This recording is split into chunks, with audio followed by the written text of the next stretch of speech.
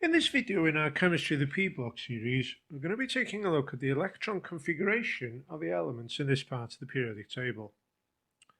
So the P-block consists of this section of the periodic table. It might be useful for us to take a look at the periodic table in its entirety first of all to identify where this is. So we're talking here about the elements in group 3, 4, 5, 6, 7 and 0.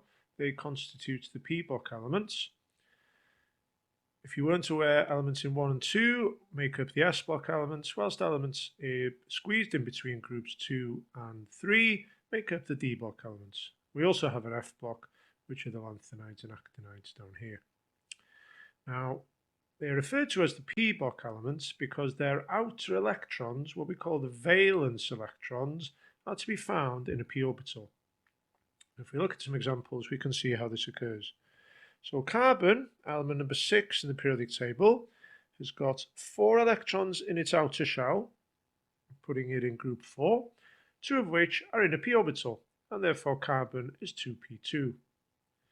Neon, in group 0 of the periodic table, has 8 electrons in its outer shell, 6 of which are to be found in a p orbital, and so neon is 2p6.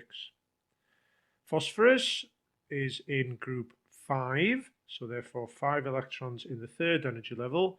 3 of those 5, however, are in the p orbital, so it's 3p3. And chlorine, element number 17, group 7, so we have 7 electrons in the third energy level, and 5 of those 7 are in a p orbital, 3p5. So if we start looking at the p block moving across the columns, boron 2p1, carbon 2p2, nitrogen 2p3, oxygen 2p4, fluorine 2p5, and neon 2p6.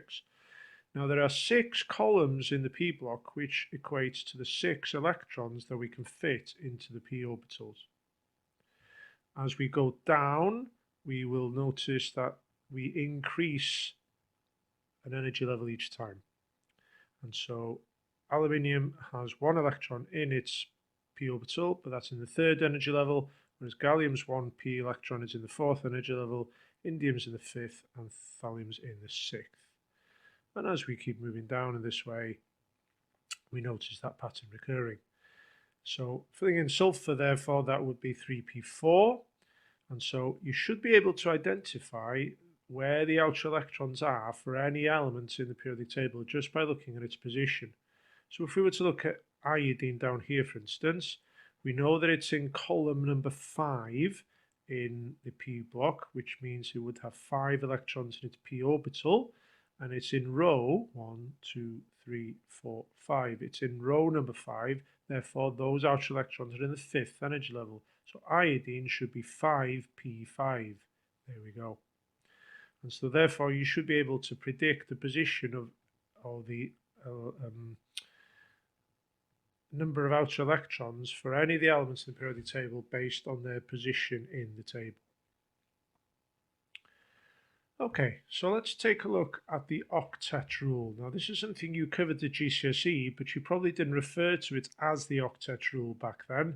You probably were just told that when elements bond, they will do so in order to fill up their outer electron shells, and that would normally entail having 8 electrons in those outer electron shells. But now we call that the octet rule. So let's take a look at some examples of elements that obey the octet rule. Carbon would be one of them, and we're going to show here how carbon bonds with hydrogen to form methane. So carbon is element number 6, so before bonding it would have 2 electrons in its 1s orbital, 2 electrons in its 2s, and 2 electrons in its 2p orbital. Now when we look at this, it appears that carbon is only going to be capable of forming 2 covalent bonds because it has 2 electrons here that it can share with hydrogen. However, we know that when carbon bonds with hydrogen, it forms 4 covalent bonds, but it doesn't appear to have the right number of electrons to do this. So in order to form or have 4 electrons that it can share with hydrogen, carbon first of all needs to promote an electron from the 2s orbital here to the 2p orbital. There she goes. Now, Not a lot of energy is needed to do that, because remember that this s orbital and this p orbital are both in the same energy level, so the energy gap here is very little. Not much energy at all was needed to do that. And that energy would be more than compensated for by the fact that carbon is now capable of forming 4 covalent bonds as opposed to 2. Remember, the more bonds you can form, the more energy is released, the more stable the compound tends to be. So it's well worth carbon promoting that electron from the 2s to the 2p in order to form these 4 covalent bonds. It's going to result in a far more stable compound as a result. So 4 hydrogens come along with an electron each, and they will pair up those 4 electrons for carbon and form 4 covalent bonds. 2, 4, 6, 8 electrons in the outer shell. This is an element obeying the octet rule. Another element which obeys the octet rule in a similar way is nitrogen, and we're going to show how it bonds with 3 chlorine atoms. So nitrogen's electron structure, 1s2, 2s2, 2p3. Nitrogen is element number 7 in the periodic table. It's in group number 5, has 5 electrons in its outer shell, with 3 of those electrons being in the p orbital. Now nitrogen already has 3 electrons here that it can pair up, and it needs to bond with 3 chlorines. So if it bonds with those 3 chlorines, there's no need to promote any electrons. It can just bond with those 3 straight away. Now this 2s electron pair here hasn't engaged in chemical bonding. They would sit on the nitrogen as a lone pair, an unbonded pair of electrons. Now, when this happens in the p block, we refer to that electron pair as an inert pair, and this is sometimes referred to as the inert pair effect. Now, we occasionally see this happening in the p block chemistry, but it's quite rare for it to happen high up here in the p block. More common is to see what carbon just did and to promote an electron from an s orbital to the p orbital to increase the number of covalent bonds. It's quite rare for an element up here to show the inert pair effect. Far more common for it to happen down here in the p block, and we'll discuss that in the videos to come. Okay, so that's the octet rule. 8 electrons in the outer shell, just as we discussed in GCSE. Whether that's achieved by promoting an electron from the 2s to the 2p, or like carbon has done here, or whether it involves keeping the electrons in the 2s and showing the inert pair effect like nitrogen has done here. Either way, the octet rule is being obeyed. Now, something that you didn't come across at GCSE was octet expansion. Now, these are elements which go beyond 8 electrons in their outer shell, something that we hadn't discussed at GCSE. And we're going to show an example of this with phosphorus. Now, this happens fairly often in the periodic table. It tends to occur once you go into period 3. We tend to see octet expansion. Our octet rule is obeyed quite well in period 2. But once we go beyond period 2, that 8 electron rule really starts to break down, and we see that in period 3 and 4 and 5, etc., as the octet rule starts going out the window. So what we learned at GCSE, I'm afraid, really only holds true for elements in period 2.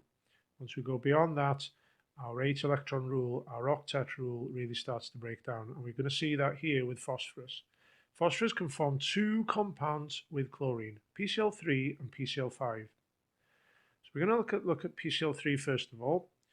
Now, PCl3 does indeed obey the octet rule. So if we look at the electron structure for phosphorus, we've ignored the 1s, 2s and 2p orbitals here because they're not involved in bonding. Bring in the 3s and the 3p electrons for phosphorus. And this is very much like nitrogen a second ago. It has 3 electrons that it can share. It only needs to bond with 3 chlorines in this instance. So the 3 chlorines will come in with an electron each, pair up those electrons for phosphorus, and fill up that outer shell, obeying the octet rule. Notice this 3s electron hasn't been promoted here. It's not engaged in chemical bonding. It would be referred to as an inert pair, and phosphorus is showing the inert pair effect here. There is a 3d orbital here which PCl3 hasn't used in order to chemical bond with chlorine. However, in PCl5 we are going to use the 3d orbital. So in this case, phosphorus needs to bond with 5 chlorines. And if we look at the electron structure for phosphorus before it bonds, it doesn't appear that it has the number of electrons to do this. But just as we saw for carbon a second ago, we can promote an electron from 3s this time to the 3d. That looks like quite a jump, but remember, this d orbital is in the same energy level as the 3s and the 3p. Now, this d orbital only comes into play in period 3.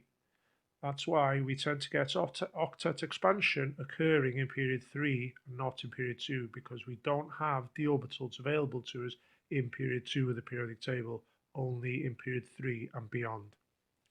So phosphorus can undergo octet expansion. It can now bond with 5 chlorines, and here they come with an electron each. And now we've gone beyond our octet rule. We now have 10 electrons in the outer shell of phosphorus here, something we would never have dreamt of doing at GCSE, but something that happens quite regularly in period 3 and beyond of the periodic table in the P block. Okay, something else which you have not come across at GCSE is something called electron deficiency. And this tends to happen for elements. Boron and aluminium are really good examples here. Elements in the left-hand corner of the P block here can be what we call electron deficient. What this means is they don't manage to fill up their outer shells, and they don't have 8 electrons in their outer shell once they've bonded. However, those compounds still form, and they are relatively stable. So let's look at boron bonding with 3 fluorine atoms to show an example of electron deficiency. So boron, 1s2, 2s2, 2p1 is element number 5 in the periodic table. It's in group 3. It's got 3 electrons in its outer shell. The 1s2 here is not going to be engaged in chemical bonding because that's an inner shell.